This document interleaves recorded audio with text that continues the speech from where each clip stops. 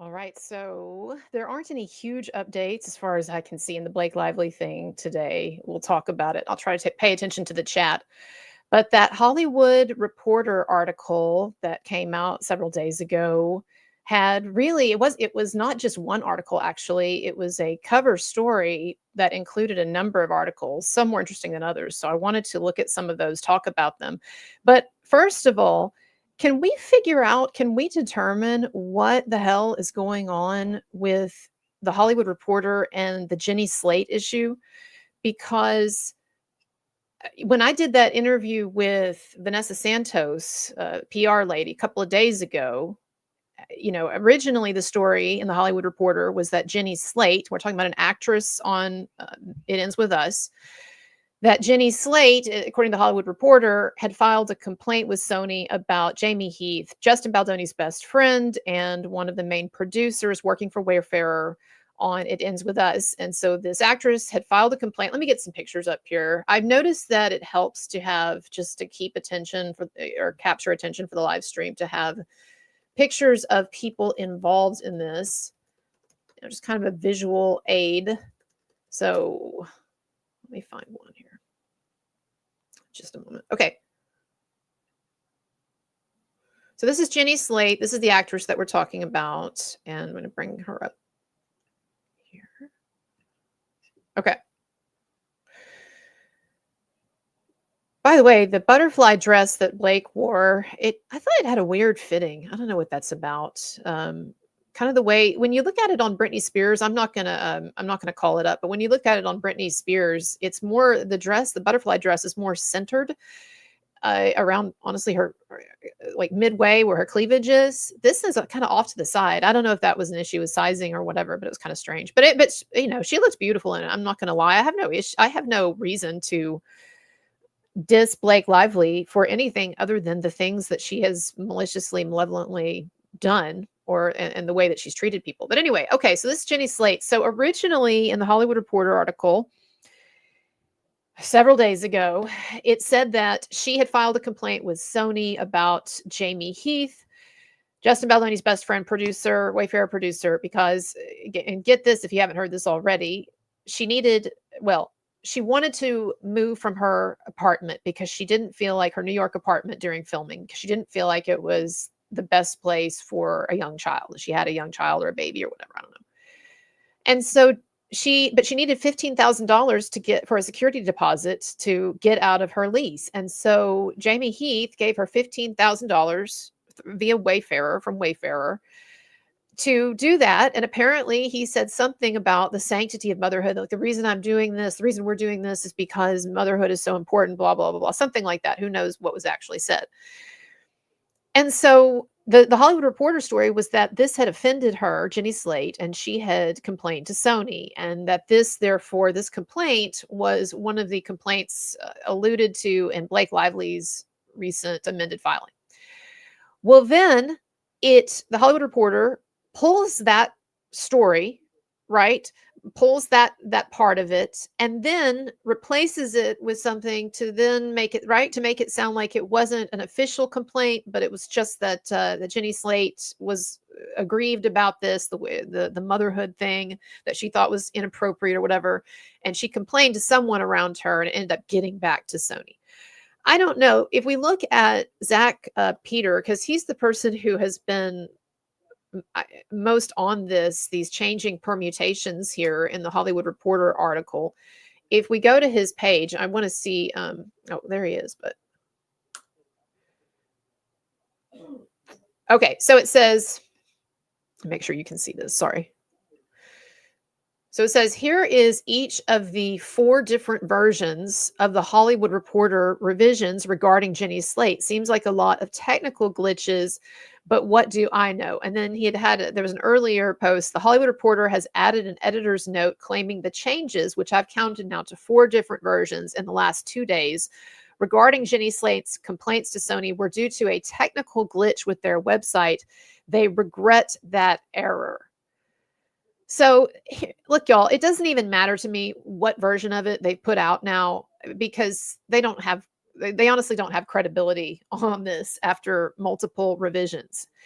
And what I think probably we can assume is, I don't think this is totally made up out of thin air. I think we can assume that whether she filed a formal complaint or she didn't, that Jenny Slate did talk some shit about Justin Baldoni, maybe just to Blake Lively even. Maybe Blake Lively is the one who then talked to Sony, right? That would make the most sense. But that Jenny Slate did talk a bit of shit about Justin Baldoni, or about Jamie Heath, I should say, in relation to the motherhood thing.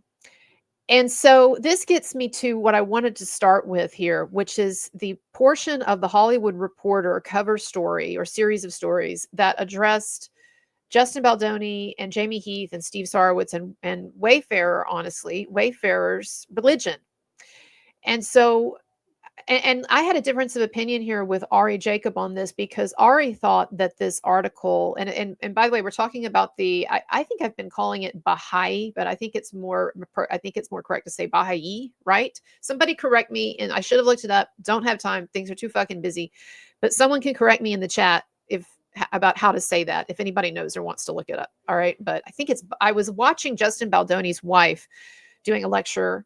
I posted some of it actually in a recent video or on Twitter, and she was doing a lecture on what got her through a very difficult childbirth. She was talking about how when she had one of her children without any drugs naturally, that the labor lasted 35 hours and that she was crowning for an hour and a half. And I don't even know what exactly that means, because I'm totally out of the loop with motherhood stuff, but it sounds really fucking painful. All right. I'm hearing something outside. I think someone's doing some construction. So let me go away for 1 second and close this window, because the window is open.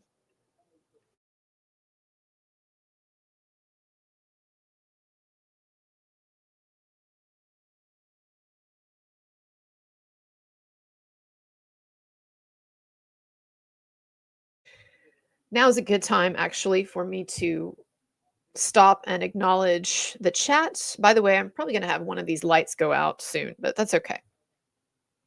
Acknowledge the chat and my mods. So, hello everybody. So we've got Vanessa.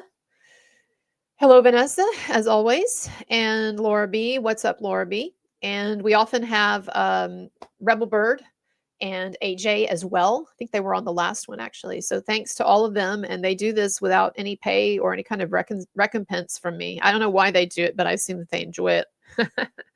They enjoy dealing with all of you. So, anyways, and then what's up, Neil Price? Appreciate you, and my other regulars here. I don't. Let's see. I don't see Dan, but he is often here. So what's up to you, and hello. Okay. And Wes Short, yes, what's up? Fem Natal, everybody.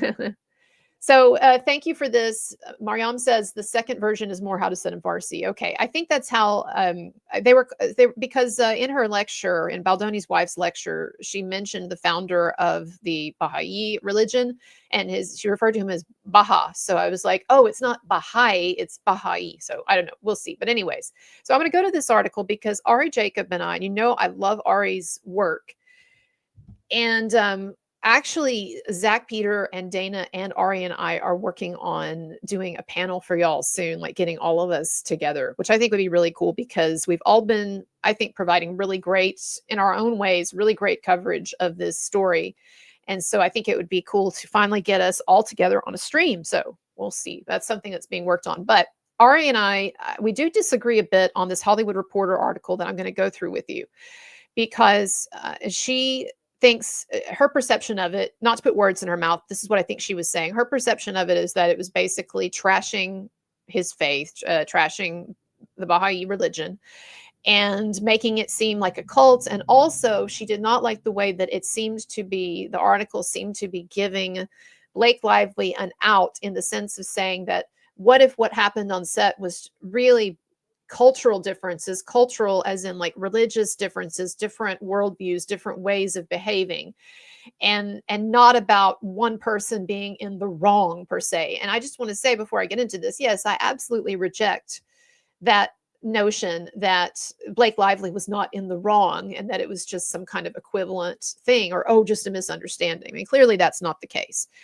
But I do think that the article made some interesting points about how this difference of worldview and difference of approaching art and collaboration and life, really, it might have exacerbated or contributed to or made worse these other issues on set. Where, I mean, the basic issue is that Blake Lively and Ryan Reynolds are just incredibly difficult and controlling to work with, and they want to take over projects. And also, it seems like there was probably some kind of love triangle thing going on. Not that Justin Baldoni was involved or cheating on his wife or anything, but that either Ryan was jealous or Blake had some attraction to Justin, or who knows, right? So I would say it's a mix of those things. But I also think that one of the reasons why it might have been kind of easy for Blake to turn some of these people in the cast and stuff against Baldoni, or one of the reasons why there might have been some fuel for Blake to make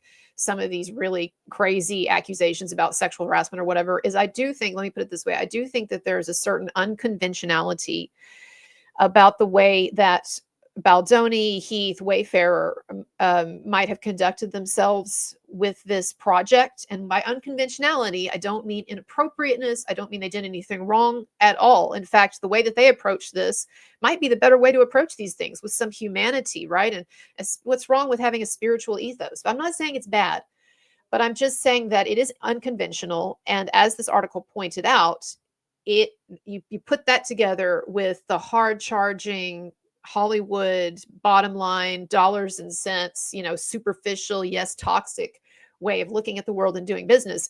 And it probably was like oil and water. And so I do think that probably there were people on the cast maybe who looked at Justin Baldoni and Wayfarer and they were like, oh, yeah, they seem a little bit like what's up with that? Like, let me tell you a story. I'm going to tell you about two people really quick. I know this is not probably very interesting to have me ramble. We'll get into the Hollywood Reporter thing. But let me tell you the story about this. I have two people in my life that when I first met them, I was very turned off by them. And for reasons similar to why someone might be turned off by Baldoni and this sort of ethos, right? One of them was my best friend in college, my best friend's later fiance, later husband. And he was a really attractive guy. If you didn't know better, he had kind of a Chad look. But his personality was super, super kind of neo hippie. What's up, dude? Super chill and really emotive. He would cry a lot during movies and stuff. And he was touchy feely, but not in a weird, lascivious way, but just and I didn't know what to make of it. And so what I thought was, what's up with this weirdo?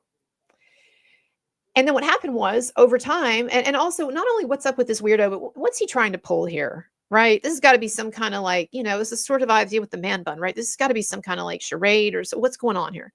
And then what happened is, over time, over months and months and months of getting to know this guy, and I realized, no, this is just a really chill, kind of hippie-ish, cool guy who's into spirituality and has a more gentle masculinity, or whatever term you want to use it, right? So I see that in a lot of what I am reading about Baldoni, and also some of the ways, and Heath and Wayfarer, and some of the ways that some people might have been from this old Hollywood model, standard Hollywood model, might have been a little, oh, there goes my lights. Okay. Might have been a little like, eh. And then another example is my brother-in-law, my significant other's brother, who is really he's an actor and really hardworking. Actually, he's gotten some cool commercials recently and has worked on, Taylor Sheridan projects and whatever, but he is really into yoga and he's really into spirituality. And he starts talking to you. We talk about things like past lives, talk about aliens, all this stuff that I don't necessarily think is not legit, right? Because I think reincarnation makes as much sense as anything, by the way. It makes more sense to me that we have multiple stabs at this than you got 80 years. Sorry, that's it. That doesn't really make sense. So I tend to actually believe in reincarnation. I used to be a Southern Baptist, but I think I do believe in reincarnation now. But I have a very sort of nebulous spirituality, much like, honestly, I see it with some of people might not believe this because they see me as being such a hard person on the show. But my spirituality, I think, kind of lines up with a lot, I'm finding out, with a lot of Baha'i beliefs. Anyway, though, get to that in a moment. But yeah, so my brother-in-law, at first I was like, he kind of gave me the ick. I don't know if he'll ever watch this, but he kind of gave me the ick because I'm like, what is all of this? I'm standing there talking to him. He's doing yoga poses, But then I came to realize, like I had with the other guy, that no, this is who he is. He's into this stuff and he's nice and he's cool and all of that. So I do think that one of the things that people who are more into a kind of hippie, for lack of a better word, spirituality, I do think one of the things they have to deal with, particularly if they're men or nice looking men, is that it can kind of throw people off. And of course, let's face it, we've all known situations where that was a mask that people put on, cult leaders or whatever, for nefarious reasons, right? So, anyways, that's what I think. And again, I'm not saying this was the root cause. The root cause of all this shit is Blake Lively and Ryan Reynolds being incredibly controlling and toxic, and maybe also some issues with some kind of attraction that Blake might have had, or Ryan might have thought that Blake had for Baldoni. Okay, but I do think again this can be a contributing thing. So let's read the article. I don't normally read through entire articles on here, but I thought this is interesting. So I want to read through. This is not the article. I don't know if this is the article with the Jenny Slate reference or if that was a different one. And again, we take all this stuff with a big grain of salt. But for what it's worth, I want to look at this. So hold on one second.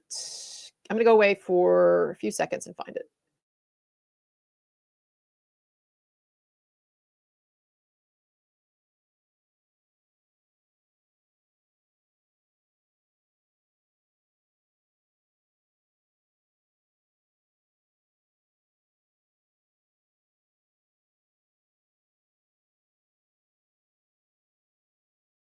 Okay, here we are. So let me bring up the article.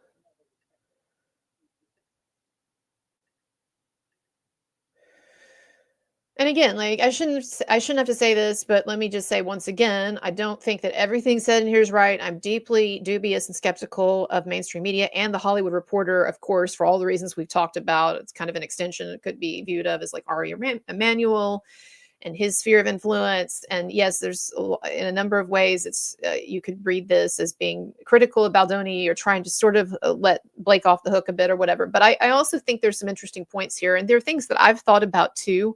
I actually wanted to do a video, and I will still probably do it, about the Baha'i faith or when I'm learning about it, and about its connection to Wayfarer and Steve Sarowitz and Baldoni, and how I think that this is one interesting strand of this whole thing. So anyway, here's the article. Justin Baldoni's leap of faith.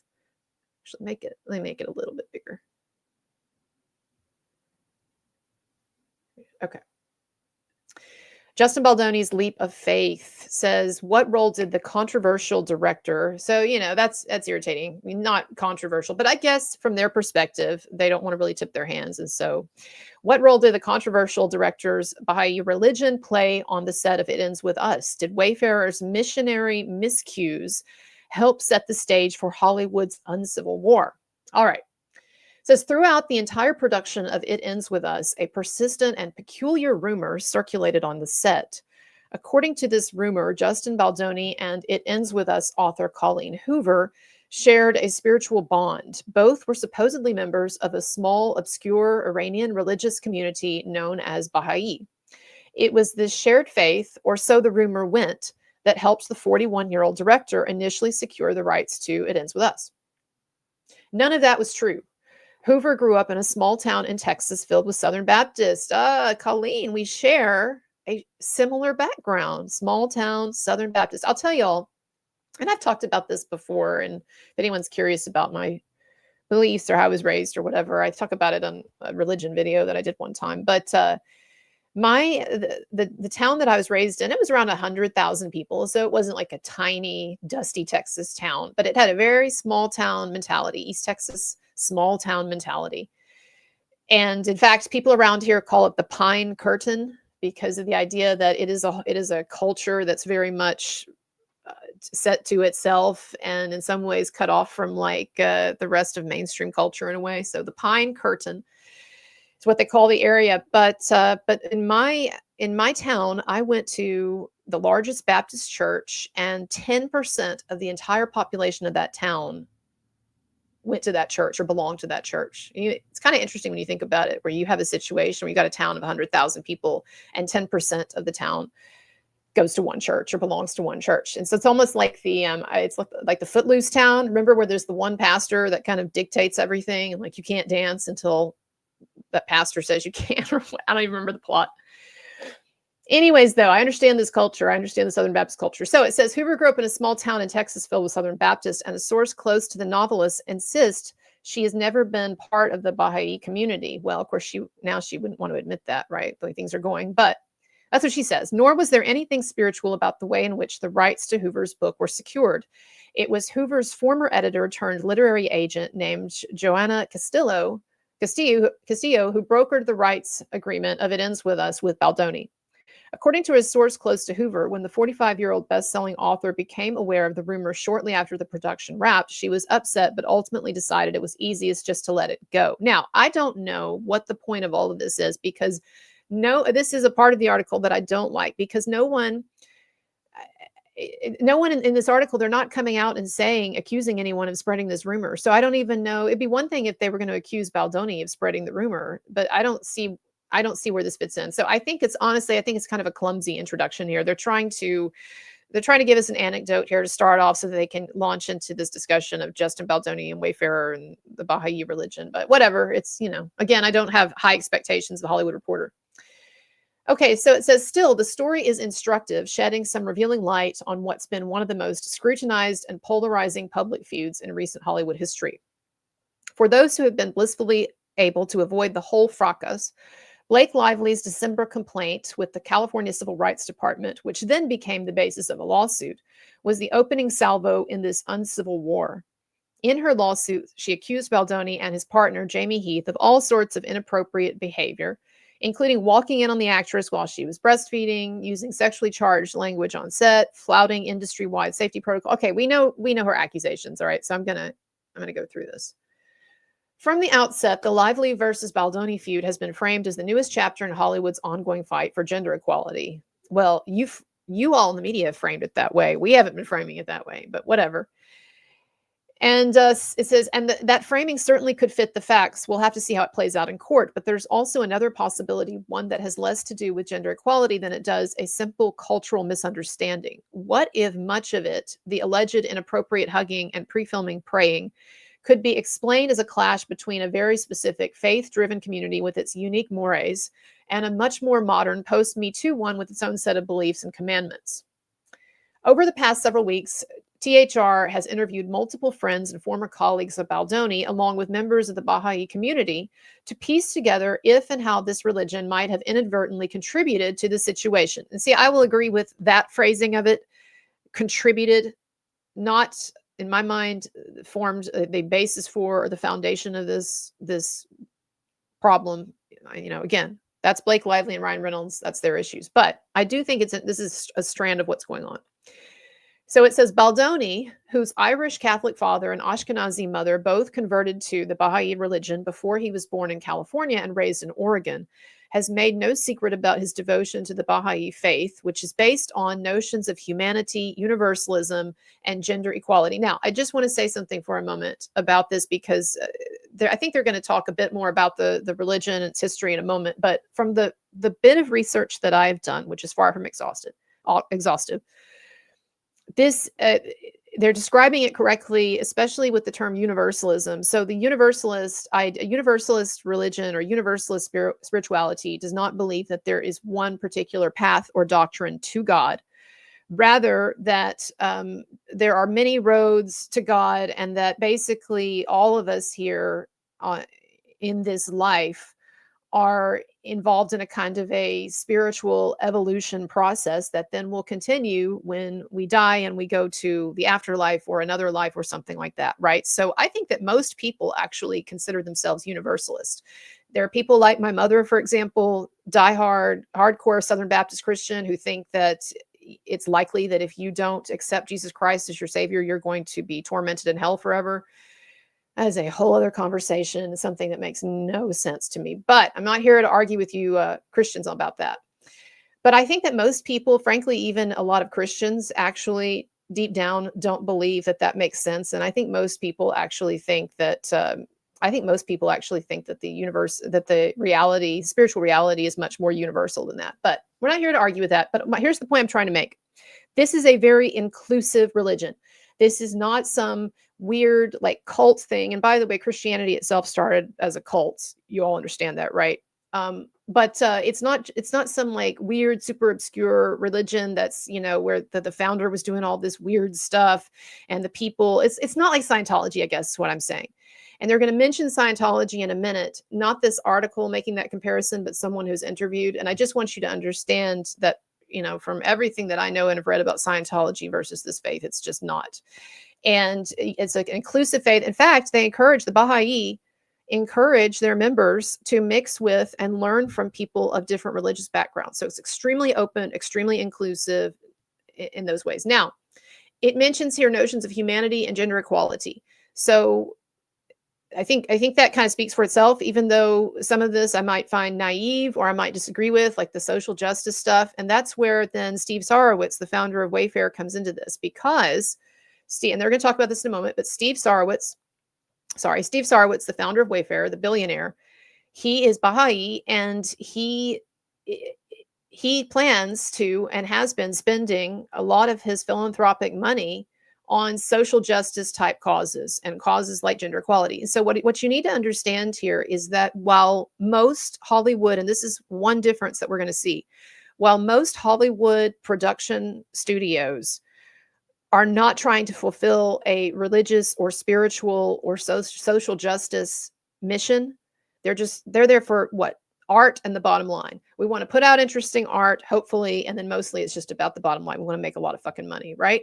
That is a completely different ethos from what Wayfair was founded on. I'm not saying that it doesn't have a sharp businessman at the helm. Obviously, they're trying to be successful, and they're ending up making a ton of money from this It Ends With Us movie. But I'm trying to say here that is, when we talk about a cultural difference and something that might have contributed to some of what was going on set, or at least some of the cast maybe feeling a little bit like, what's up with Wayfair, with Baldoni.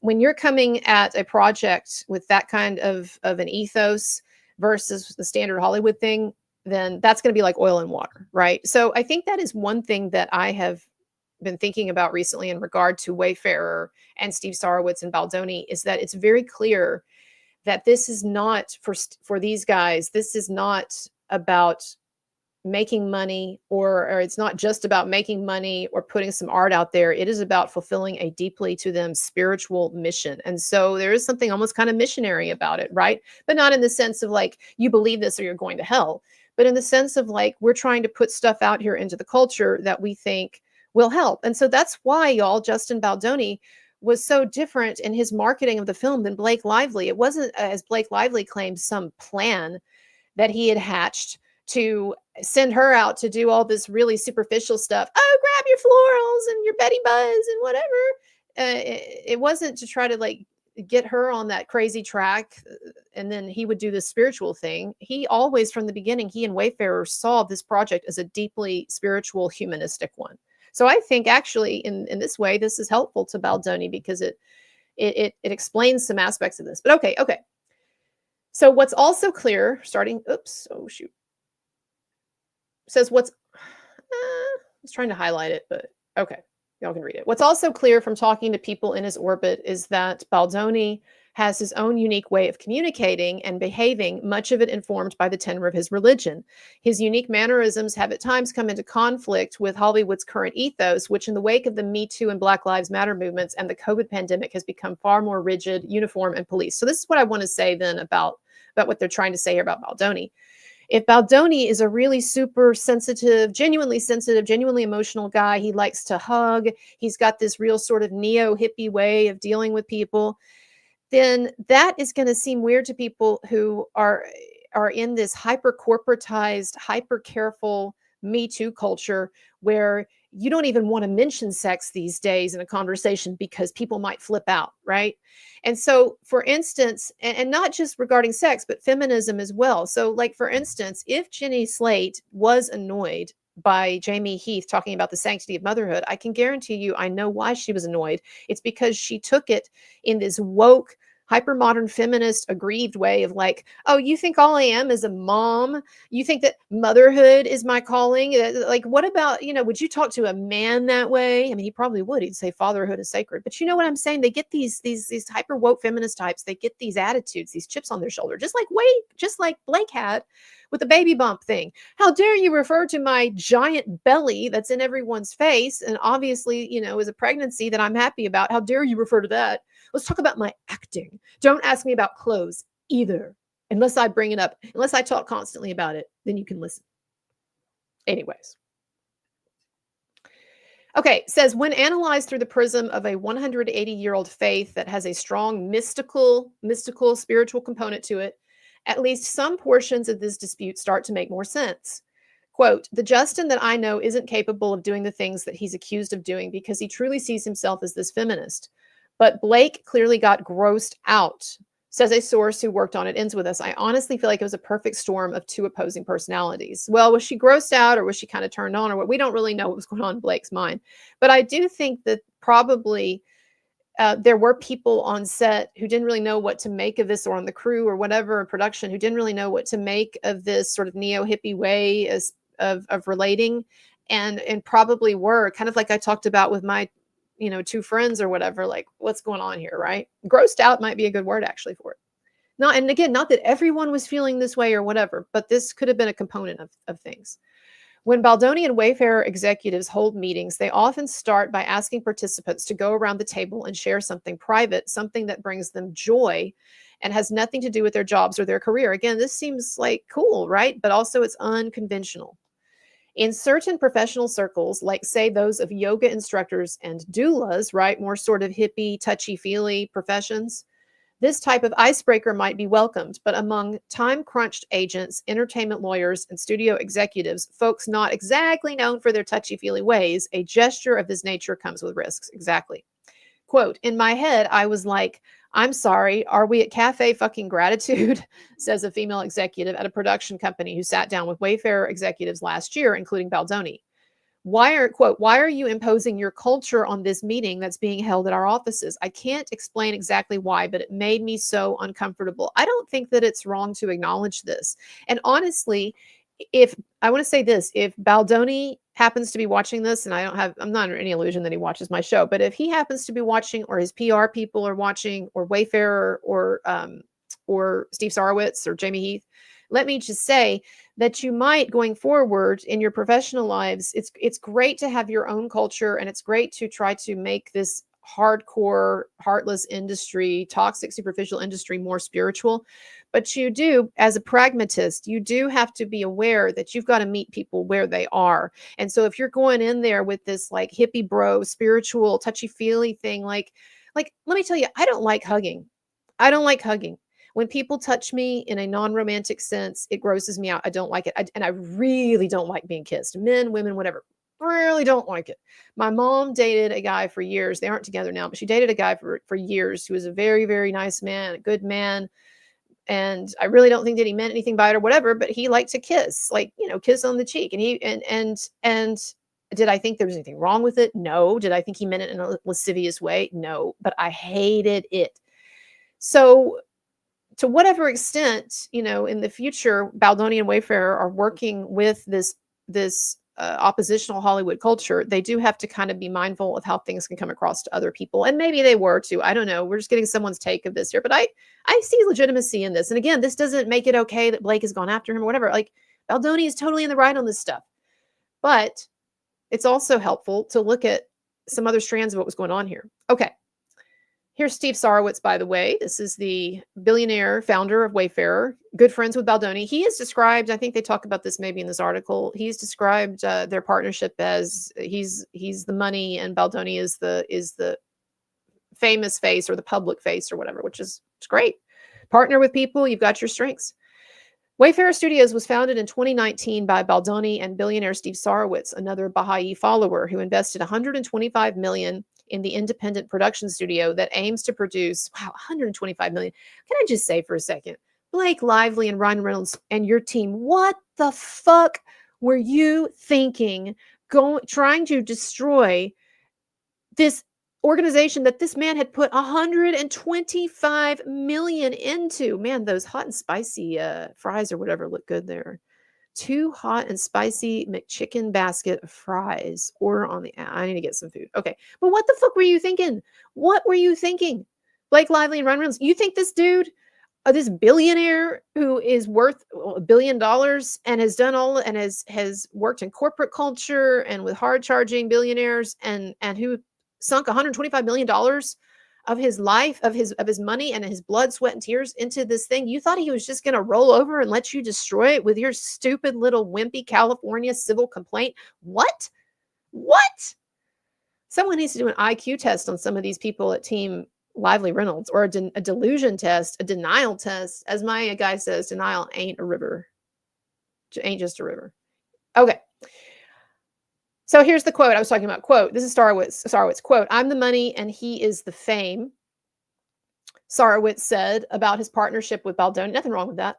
With Baldoni in a recent interview with the website Inspired Insider.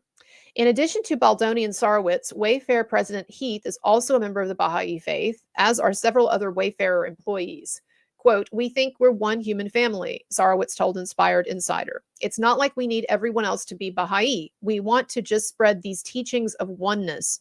And so that's what Wayfarer is doing. Let me tell you one other person, by the way, it pops into my mind about this type of ethos and how it can throw people off. A former therapist of mine, probably the best therapist that I've ever had. And he was really into very what we might call new agey religion and believed in like afterlives, and he meditated a lot and he had gone to retreats and he had gone, and all of that. Was a big fan of Ken Wilber, people like that. And so he was another one, though, that when I first started interacting with him, I was like, I don't know about this guy, but again, like, we gotta stop trapping other people in these biases that we have. And I think it is true. And I think Justin Baldoni has a legit complaint when he talks about masculinity, that we trap men in these alpha male roles, these stereotypes, these archetypes. And then if there are men who go outside the lines of that or have a completely different ethos, then we punish them for it. I mean, that's not good. That's not okay. All right. So continuing on. Baha'i grew out of, okay, so now they're going to explain the faith. And I think they do a pretty good job here in one paragraph of summarizing what I've read so far. Baha'i grew out of the Babi faith, sorry if I'm not saying that right, which was founded in what's now known as Iran in 1844 by Mirza Ali Muhammad, who assumed the title of the Bab. One of the Bab's earliest disciples became known as Baha'u'llah, probably butchering that, and is credited with founding the Baha'i faith, which now has between 5 million and 8 million followers and a presence in more than 230 countries, making it one of the most widely dispersed religions in the world. There are volumes of sacred texts known as Baha'i writings, which are tantamount to the Baha'is' Old and New Testaments, that are authored by the Bab, Baha'u'llah, and several others. Los Angeles Baha'i community has about 3,000 members. This would be what Baldoni and these guys are members of. Los Angeles Baha'i community has about 3,000 members, making it the largest in the United States. Within the entertainment industry, there's a small but vocal constituency. Both Rainn Wilson and Penn Badgley have, isn't that interesting? Penn Badgley connection. And Penn Badgley have spoken publicly about their commitment to the Baha'i faith. Isn't that interesting that Penn Badgley was Baha'i? I wonder if Blake had any familiarity with that faith.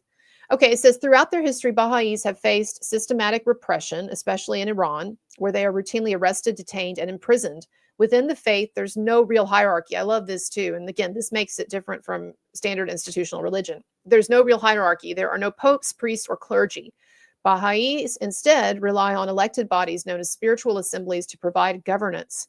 According to Zachary Hearn, who is Baha'i and a professor of history, the lack of a clergy or priesthood allows for an immense amount of flexibility in interpreting the holy text. I mean, so far this sounds really, I might end up before all this is finished converting to the Baha'i faith.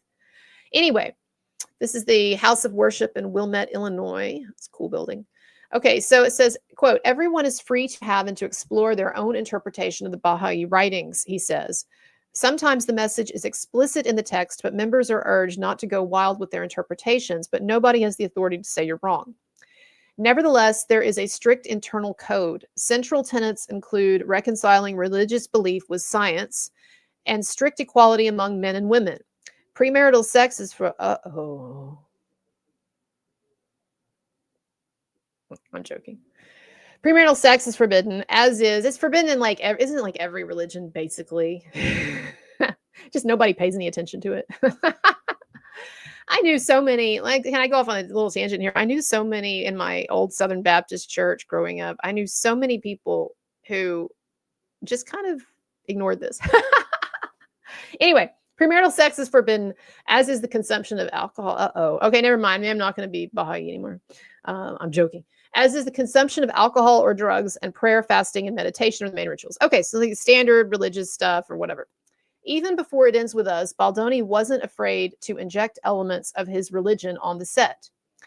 Quote, he did talk about his religion a lot, unquote, says a source who worked on the 2019 coming-of-age romance 5 Feet Apart, which Baldoni directed. Quote, and I think this is unfortunate here, honestly. This, to me, this is the worst part of the article. And I know that this is not the article author saying this. They're quoting someone, and I and that's fine. But you throw Scientology out there, it has such an alienating effect on people that I feel like maybe some effort needed to be made here to debunk the idea that it's like Scientology, since they're throwing out this quote where this person says, this had shades of Scientology, but with less of the prominence and people hovering at all times. So Scientology minus the surveillance.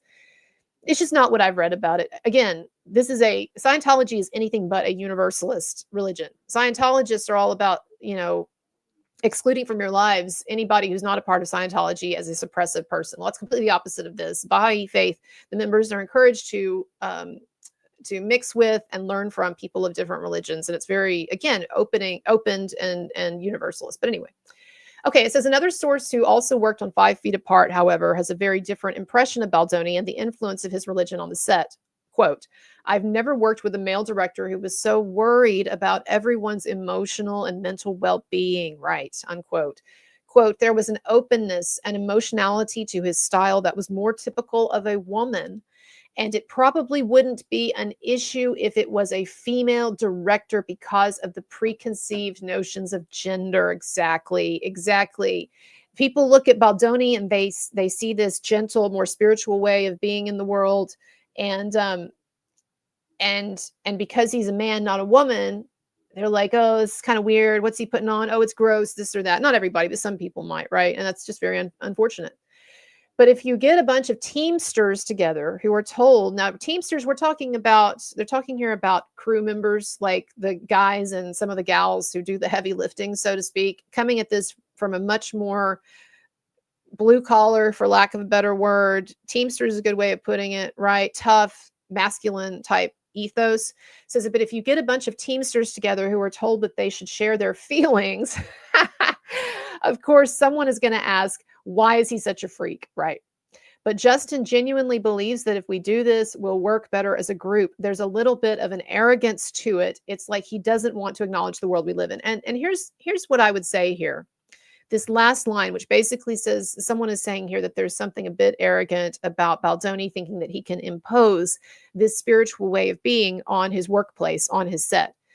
And a few things I want to say. First of all, I've already said earlier that this is something that Baldoni and Wayfarer should perhaps be more mindful of going forward. You have to meet people where they are more. You don't want to turn them off. But at the same time, you could also say that this is a form of courage. This is what Baldoni truly believes is the way that we should conduct ourselves in the world. And instead of doing the normal standard Hollywood toxic thing, he wants to inject some spirituality and emotionality into it. I mean, you could also say that that's very brave.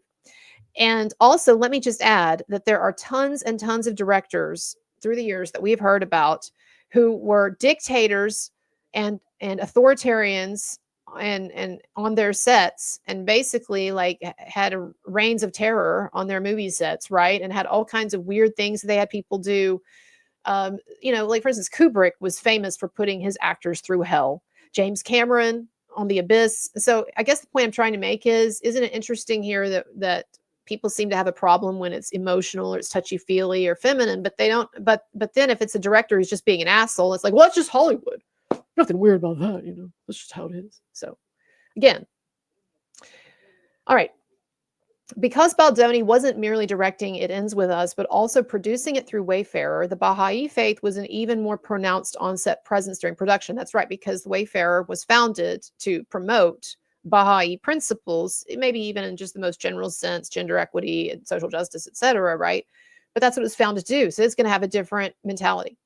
On the first day of filming, several members of the crew participated in a Baha'i prayer, according to a source. Other sources report that Baldoni would frequently ask God for guidance. I do this all the time, y'all. Even in the midst now of my spiritual crisis, I do this all the time. I don't think there's anything weird about this. But again, Hollywood ethos, they might be like, before making big creative decisions on the film. Two more sources noted that there was an unusual amount of physical contact in the form of hugging among crew members. The faith's principles and ideas are interpreted and accepted in a variety of cultural contexts. And okay, they're just giving a disclaimer here. I'm sorry, but basically saying that it was more of a, again, I think a good way of thinking of this is like it's neo-hippie, not hippie in like the protesting the Vietnam War sense, but hippie in the way of like a more gentle kind of masculinity and getting in touch with your feelings and thinking about the spiritual realm and all of that, right? Lively's suit does not explicitly mention Baha'i by name, but the director's religious affinities guided many decisions that had been made on the set. According to her suit, Lively became alarmed when she learned that Adam Monshine, the unknown actor Baldoni had cast as the doctor in an intimate scene in which Lively's character gives birth, was Baldoni's best friend. Okay, this is irrelevant. It's already been debunked. All right, nothing improper happened with her birth scene. She was even clothed through it. And this guy had SAG credits. He was a legitimate actor. So I don't even want to hear about this. In her suit, Lively also accused Baldoni of claiming that he could speak to the dead and informed her that he had talked to her late father who died in 2021. Okay, can we talk about the dad thing? Because I think that, well, let's just read this paragraph. It says, in her suit, Lively also accused Baldoni of claiming that he could speak to the dead and informed her that he had talked to her late father who died in 2021. That tracks with a 2017 video lecture Baldoni gave as part of a Baha'i teaching series called What If Birth and Death Are Actually the Same? Okay, I just watched that, by the way. He has also referenced his interest in the afterlife in interviews. Quote, the people that love us the most aren't here anymore, are just guiding us in these beautiful ways, unquote. I can so often feel the nudge. To me, all of this is not any different than what a lot of people believe, which is that when people die, they go to some other place. They might be watching us from the next realm. So this is kind of much ado about nothing. And I guarantee you that if Baldoni said anything about Blake Lively's dead dad, I guarantee you it was not framed in some freakish way of like, I talked to your dead dad last night. I had a seance in my house. I'm sure it was not that. I'm sure it was something to the effect of, look, her dad had just died. So I'm sure this is something that came up a lot in their conversations. I'm sure Blake brought it up a lot. Also, it's relevant to the film, right? Because there's a whole complicated, problematic father-daughter relationship that's actually underlying most of her issues in the film, right? Her character's issues. And so I'm sure the stuff about dads and my dead dad and all that was brought up a lot. And so if anything, I could see Baldoni doing something like trying to motivate her for a scene and saying something like, I just know that your dad's looking down on us and that he's smiling at how you're going on with your life or whatever. Like I could see something like that. And again, we know that Blake Lively twists things to Baldoni's detriment in her complaint and in her suit. Okay. And also this expert on the Baha'i faith says it's not encouraged to speak to the dead. Yeah, exactly. I don't think Baldoni was really doing seances in his house. Okay, here's the section then that has been revised like four times about Jenny Slate. So I'm not going to repeat it. But basically, as I said, the idea that Jamie Heath talked to her about the sanctity of motherhood in this sort of spiritual way, I don't see what the problem is. 15 grand, dude. He can lecture me on anything he wants if he wants to give me 15 grand. Jamie Heath, give me $15,000 and I will sit on the phone with you and you can talk all day about sanctity of motherhood. I'm anti-natalist. I don't even think a lot of people should be having kids. But I'll listen to it, dude. I will listen to it. There's nothing in the sacred Baha'i text on how to behave on a movie set. Oh, thanks. There's nothing that addresses how to collaborate with an A-list movie star. But whether it was from his religion, his natural personality, or his self-admitted neurodivergence, people who have worked with Baldoni say that he tends to be deferential. He tends to give in, sometimes too much, right? Everybody is valuable no matter where you are in the hierarchy of the production, says a source who worked on 5 Feet Apart on Baldoni's interpersonal directorial style. Quote, everyone had the ability to bring up any concerns that are happening in our community. He liked to use that term, community. That was what he called the film set, community. That deference, that giving in, not surprisingly, opened up a power vacuum on the set of It Ends With Us. And Lively, sources say exactly, was more than happy to step into that vacuum. I like the fact that this article is saying this about her, because basically what it's saying is that Baldoni's spiritual perspective made him more deferential. And this woman, what's going unsaid here is that this quote, ball busting, difficult control freak woman and her difficult control freak husband then came into this power vacuum and exploited it.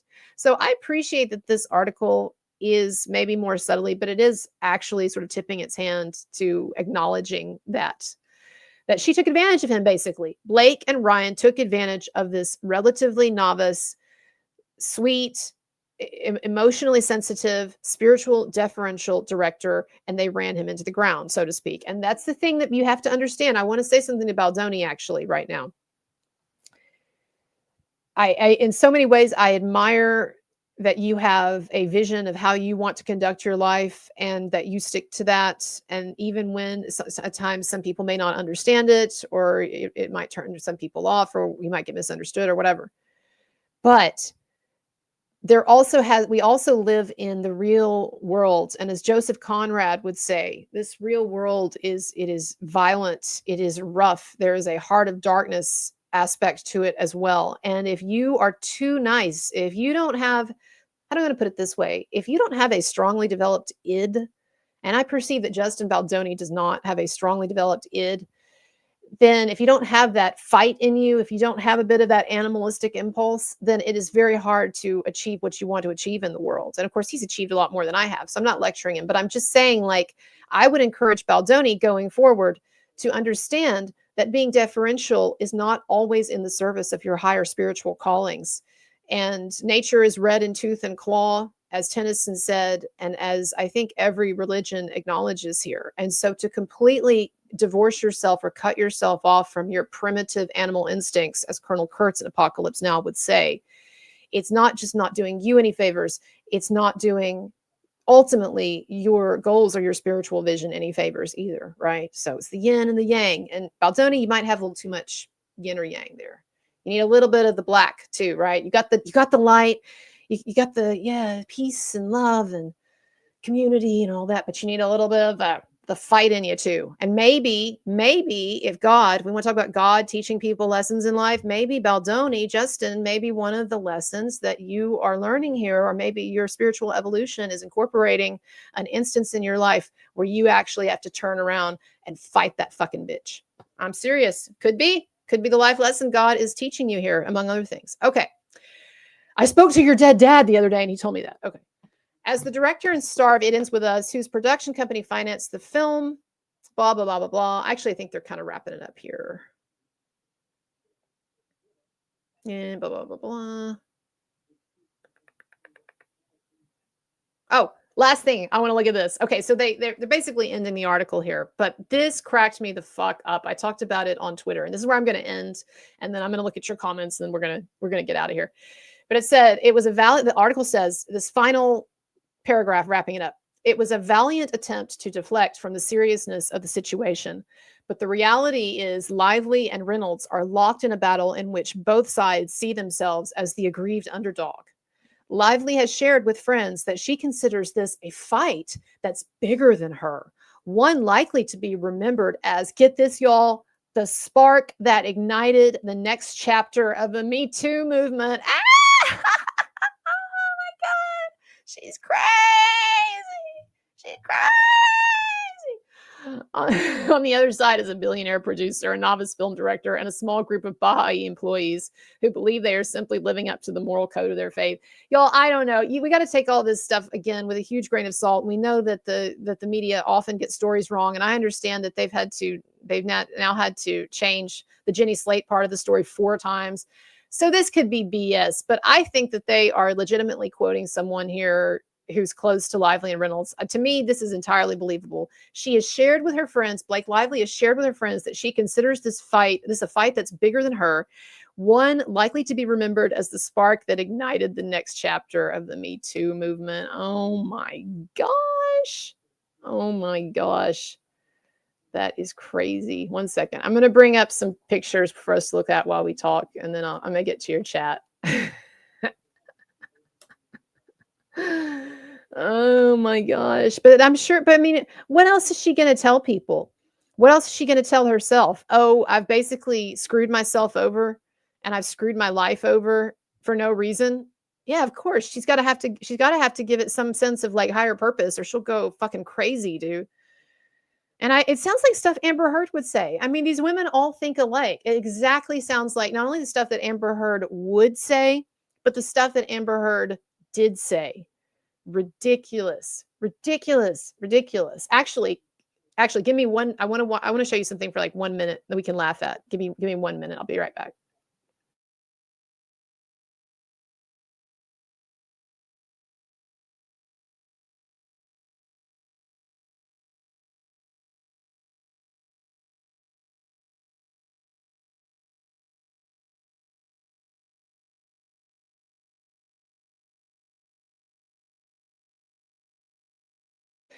All right, so I want to show you here this is a scene from the last Johnny Depp Amber Heard video that I said I would ever make. Was it the last? Anyway, I did this documentary, I don't know, like 6 months ago or something, maybe longer, on the Depp Heard situation. But I wanted to show you just a few little clips here because the Blake Lively thing reminds me so much of this. So bear with me; it won't be very long. But this is just a snippet from my video.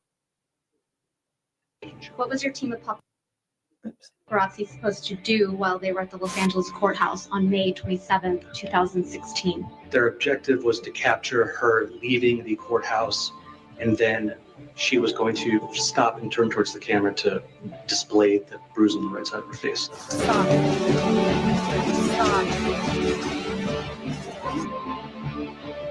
Voices, minds of people, daughters of a generation of equality. Yes, fuck yes. Enough is enough. Time is up. Me too. All the lives matter. It is worth fighting for a world where things are better.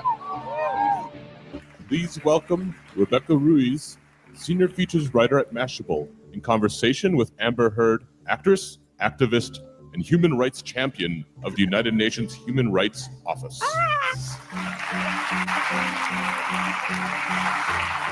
It happens to so many women, you know, when it happens in your home behind closed doors with someone you love, it's not as straightforward as if we change the system in place that keeps them quiet. Speak up. Speak up. Raise your voice.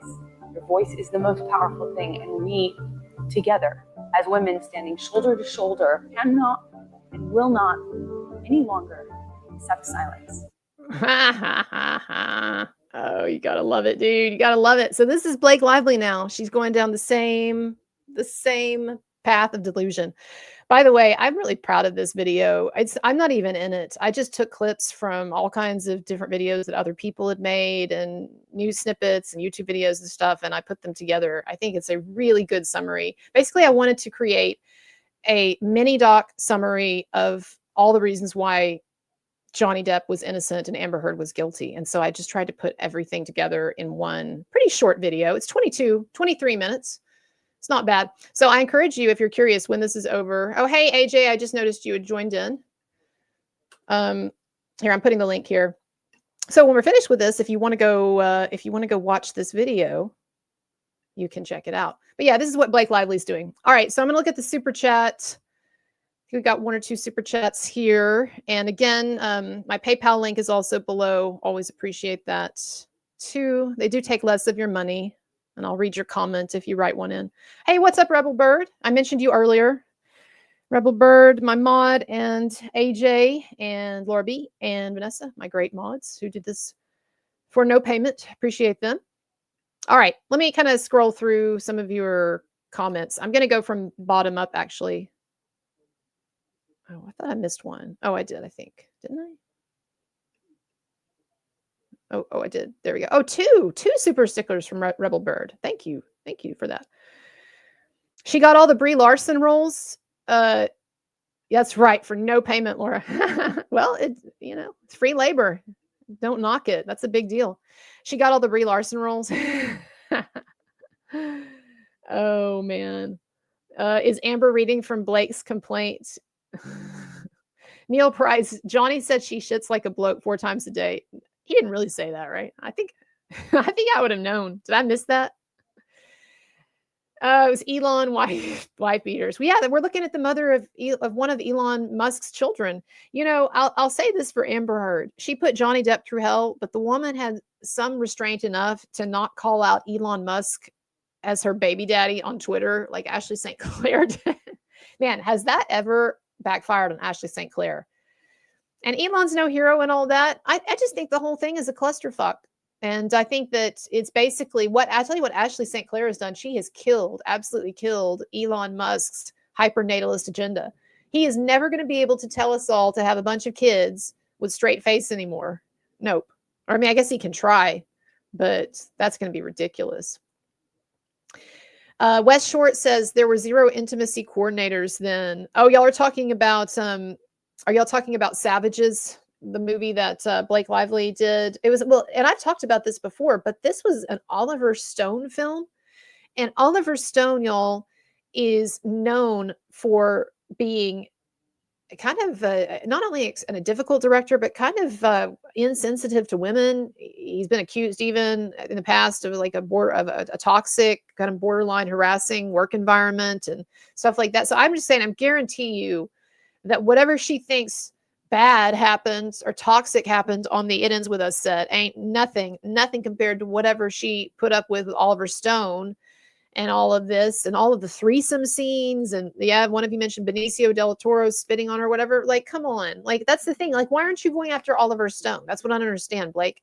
You're going to file a fucking complaint against this deferential, sweet, spiritual, neo-hippie director, but we're just going to forget about all of the other sets that you've been on, which I'm sure were toxic in Oliver Stone's case. I love Oliver Stone, by the way. JFK is my second favorite movie. I've seen it like 200 times. But anyway, okay, I gotta go. Y'all go head over to Pop Culture Crisis and tell them that I sent you there. Seriously. And I appreciate y'all, and I will see you next time. And one more thing. The interview that I did with Vanessa hold on, I'll put it up here. The interview that I did with Vanessa, which I think is one of my best. Anyway, we talked about Blake Lively and this whole situation. And I've noticed that every time that I will do a video in which I give some suggestions to Blake Lively, or my guest gives suggestions to Blake Lively about how she might exit the situation, there are people who get upset, say, you know, how dare you try to help her? Or no, we won't accept anything but total surrender. She can't give some half-assed apology or whatever. Well, look, y'all, we're just going to have to agree to disagree here, but I'm a pragmatist. I want what is best for Justin Baldoni and Wayfarer. And I truly don't think that if this thing goes on for a year and a half to a trial, I doubt that that's going to be good for them. No, it won't be good for Blake Lively either. But I think the best thing for everybody psychologically, emotionally, and professionally is that this thing gets ended as fast as possible, as soon as possible, on terms that concede that Justin Baldoni did not do anything wrong. So Blake has to concede that, and that he's definitely not some predator or abuser, and he doesn't run a toxic set. She concedes that. She pays him a shitload of money, and then she makes whatever conciliatory speech or half-assed apology she wants to make, and she goes away. I think that's a great outcome. Some of you get upset that I say that because you want to take it all the way to trial and you want to put her through as much pain and shame as possible. I understand that impulse, and that might be what ends up happening. And if so, then I hope that ends up being a great thing for Baldoni.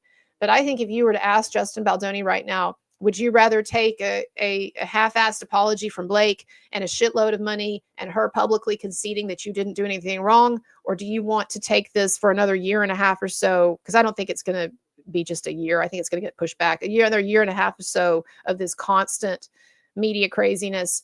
Wouldn't you rather? I mean, I think he wants to focus on his art. He wants to get back to the stuff that he cares about. And as long as this is all going on, this media circus, I don't think he really can. So that's where I'm coming from.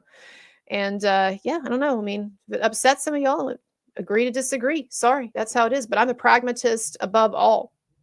And I certainly wanted to see, for instance, Marilyn Manson take some of these women to trial, but I understood why he had to, in the end, settle. because sometimes you have to take care of yourself rather than putting yourself through hell for some higher, to prove a point, some higher ideological agenda, or to put the other person through as much misery as possible. I just don't think as a spiritual person, that's probably Justin Baldoni's agenda, is putting Blake through as much pain as possible. I think he'd like for this to end on terms that are favorable to him, where he gets money and he gets, more importantly, the acknowledgement that he didn't do anything wrong. And then Blake can blame it on postpartum psychosis if she wants to. I don't really care. That probably would be the best move. Somebody mentioned that the other day in the comments, because we had talked in this video about what she could blame it on. Oh, my dad had died, and there were, I was coming back to the industry and I was nervous and I wanted to be taken seriously and I want this project to do really well. And then also I just had a baby, and someone said she should just lean on the postpartum psychosis thing. So I don't know, maybe so. She needs to find some doctor who will backdate a diagnosis of postpartum psychosis. All right, y'all, I got to go. Thanks to everybody. And yeah, we'll see you tomorrow. I'll try to start doing these a little more regularly, but can only do what I can. A lot going on in my life. All right, bye-bye.